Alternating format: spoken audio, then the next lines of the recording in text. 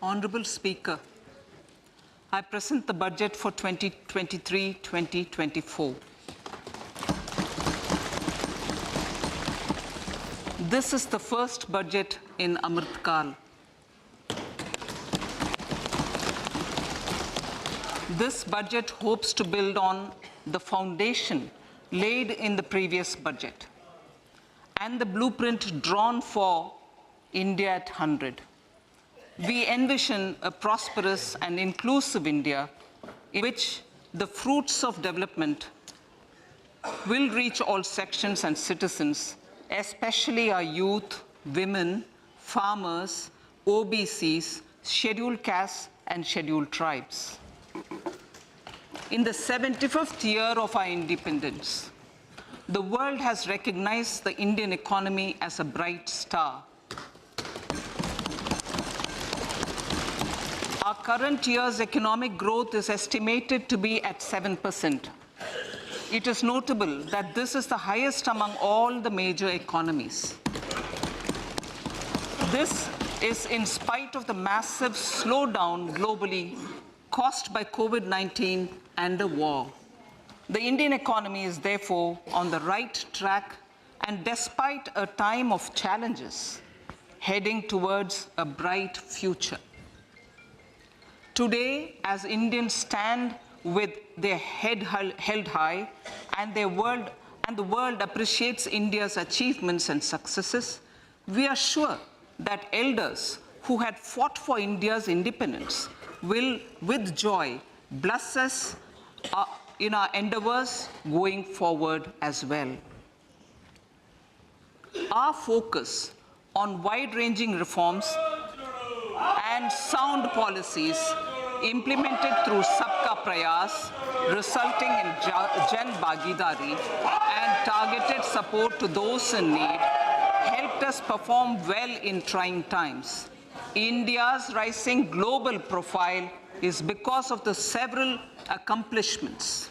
Unique world-class digital public infrastructure, example, Aadhaar, CoWIN, and UPI. COVID vaccination drive in unparalleled scale and speed. Proactive role in frontier areas such as achieving the climate-related goals, Mission Life, and National Hydrogen Mission. During the COVID-19 pandemic, we ensured that no one goes to bed hungry with a scheme to supply free food grains to over 80 crore persons for 28 months. Continuing our commitment to ensure food and nutritional security, we are implementing from 1st January 2023 a scheme to supply free food grain to all Antyodaya and priority households for the next 1 year. Under PM Garib Kalyan Anna Yojana, the entire expenditure of about 2 lakh crore will be borne by the central government. In these times of global challenges, the G20 presidency gives us a unique opportunity to strengthen India's role in the world economic order. With the theme of Vasudhaiva Kutumbakam, we are steering an ambitious, people-centric agenda to address global challenges and to facilitate sustainable economic development. The government's efforts since 2014 have ensured for all citizens a better quality of life and life of dignity. The per capita income has more than doubled to 1.97 lakh rupees. In these 9 years, the Indian economy has increased in size from being 10th to 5th largest in the world.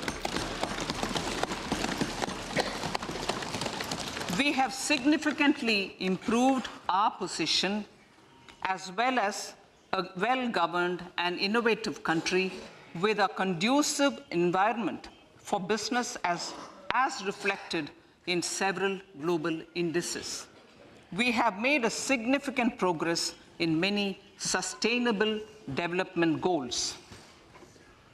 The economy has become a lot more formalized, as reflected in the EPFO membership, more than doubling to 27 crore, and rupees 7,400 crore digital payments of 126 lakh crore rupees through UPI in 2022. The efficient implementation of many schemes with universalization of targeted benefits has resulted in inclusive development.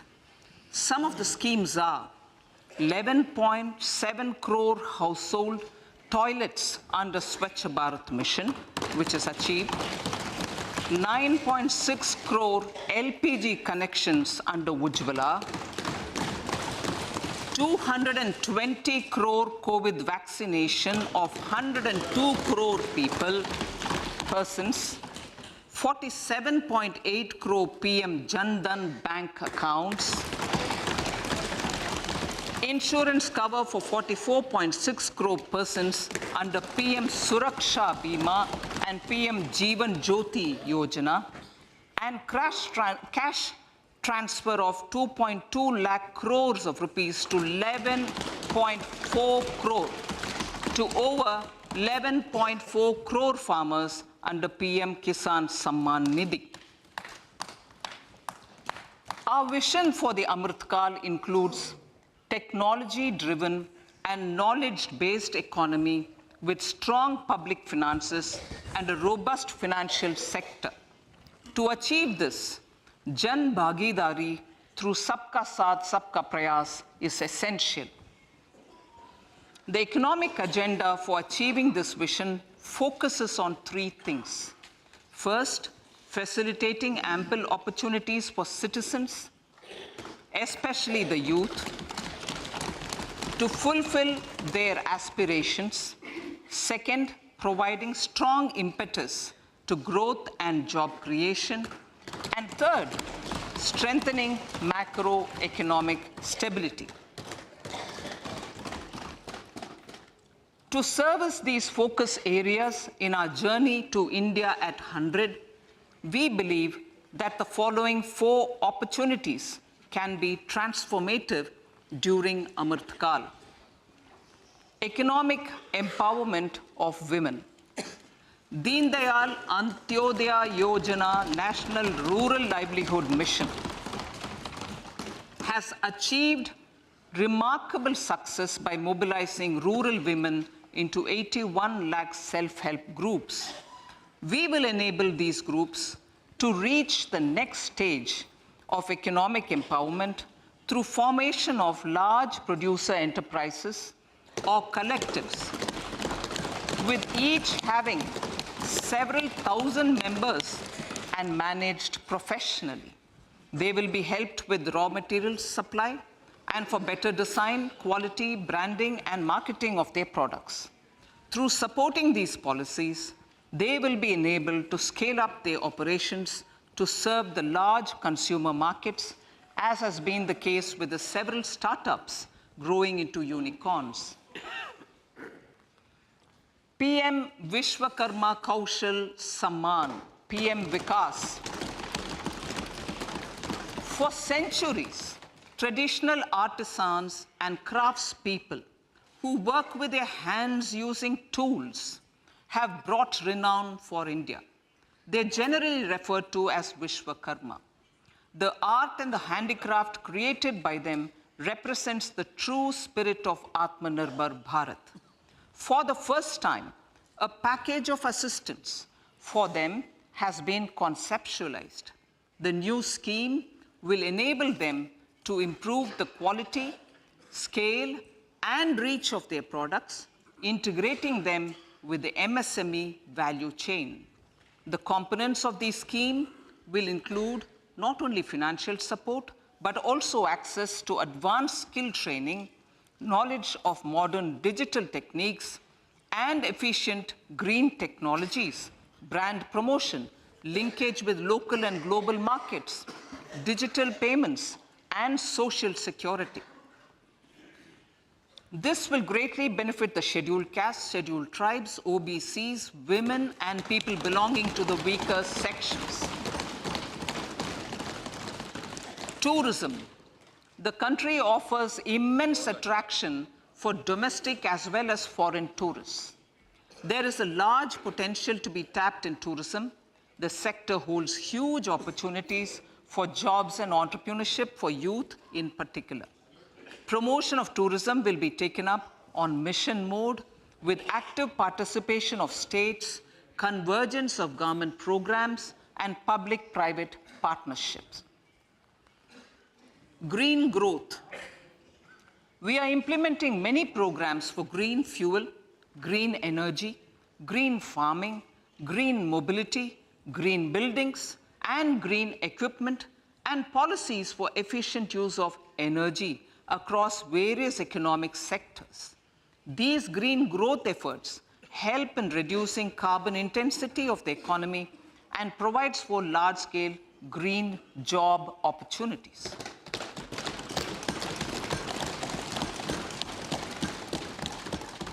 Priorities of this budget.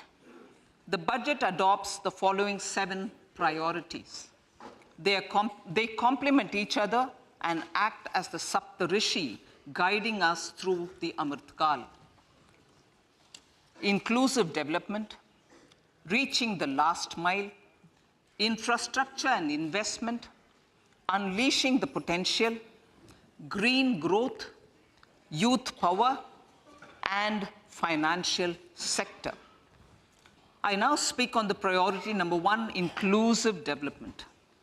The government's philosophy of Sabka Saath, Sabka Vikas has facilitated inclusive development covering in specific farmers, women, youth, OBCs, scheduled castes, scheduled tribes, Divyangjan, and economically weaker sections, and overall priority for the underprivileged, Vanchiton ko Variyata. There has also been a sustained focus on Jammu Kashmir, Ladakh, and the Northeast. This budget builds on those efforts. Digital public infrastructure for agriculture.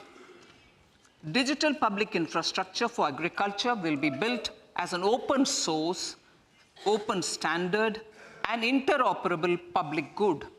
This will enable inclusive farmer-centric solutions through relevant information services for crop planning and health, improved access to farm inputs, credit and insurance, help for crop estimation, market intelligence, and support for growth of agri-tech industry and startups.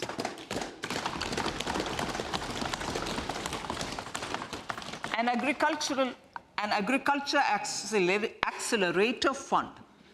An agriculture accelerator fund will be set up to encourage agri-startups by young entrepreneurs in rural areas. The fund will aim at bringing innovative and affordable solutions for challenges faced by farmers. It will also bring in modern technologies to transform agricultural practices, increase productivity and profitability. To enhance the productivity of extra long staple cotton, we will adopt a cluster-based and value chain approach through public-private partnerships. This will mean collaboration between farmers, state, and industry for input supplies, extension services, and market linkages. We will launch an Atmanirbhar Clean Plant program to boost availability of disease-free, quality planting material for high-value horticultural crops at an outlay of 2,200 crores. Global hub for millets, which are Sri Anna. India is the forefront.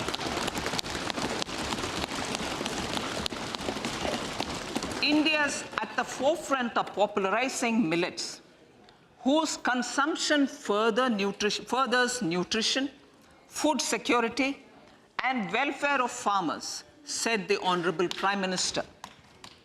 We are the largest producer and second largest exporter of Sri Anna in the world. We grow several types of Sri Anna, such as Sri Anna Jowar, Sri Anna Ragi, Sri Anna Bajra, Sri Anna Kutu, Ramdana, Kangni, Kutni, Kutki, Kodo, China, and Sama. These have a number of health benefits and have been an integral part of our food for centuries. I acknowledge with pride the huge service done by small farmers in contributing to the health of fellow citizens by growing these Sri Anna. Now, to make India a global hub for Sri Anna, the Indian Institute of Millet Research, ideally Indian Institute of the Sri Anna Research, Hyderabad, will be supported as the center of excellence for sharing best practices, research, and technologies at the international level. The agricultural credit target will be increased to 20 lakh crores with focus on animal husbandry, dairy, and fisheries. We will launch a new sub-scheme of PM Matsya Sampada Yojana, which is an existing scheme, but we'll launch a new sub-scheme with targeted investment of 6,000 crores to further enable activities of fishermen, fish vendors, and micro and small entrepreneurs, improve value chain efficiencies, and expand the market. For farmers, especially small and marginal farmers and other marginalized sections, the government is promoting cooperative-based economic development model. A new Ministry of Cooperation was formed with a mandate to realize the vision of Sahkar se Samriddhi. To realize this vision, the government has already initiated computerization of 63,000 primary agricultural credit societies with an investment of 2,516 crores.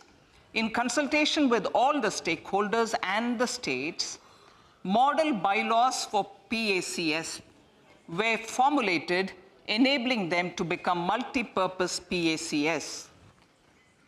A national cooperative database is being prepared for countrywide mapping of cooperative societies. With this backdrop, we will implement a plan to set up massive decentralized storage capacity.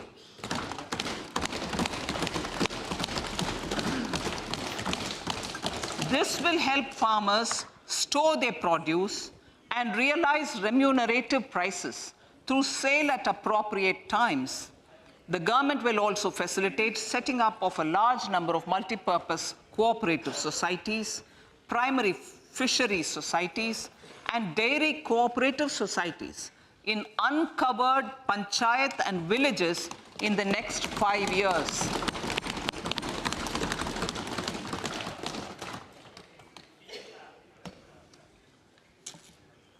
Health, education, and skilling. 157 new nursing colleges will be established in co-location with the existing 157 medical colleges established since 2014. A mission to eliminate sickle cell anemia by 2047 will be launched. It will entail awareness creation, universal screening of 7 crore people in the age group of 0 to 40 years in affected tribal areas, and counseling through collaborative efforts of central ministries and state governments.